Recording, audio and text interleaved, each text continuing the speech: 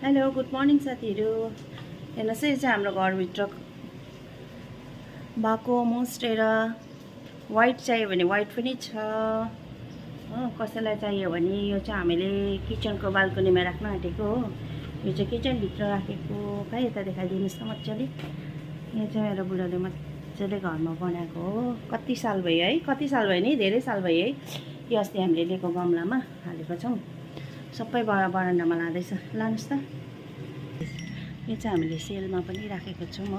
अहिले चाहिँ घरमा पनि सजाइरहेको छौँ, थुप्रै बनाएको छौँ। यदि कसैलाई चाहिन्छ भने चाहिँ नजिकमा कोही हुनुहुन्छ भने घरमा आएर हेर्नु पनि सक्नुहुन्छ, किनेर लानु सक्नुहुन्छ। नर्सरीमा महँगो भन्छ, हामी चाहिँ सस्तोमै दिन्छु।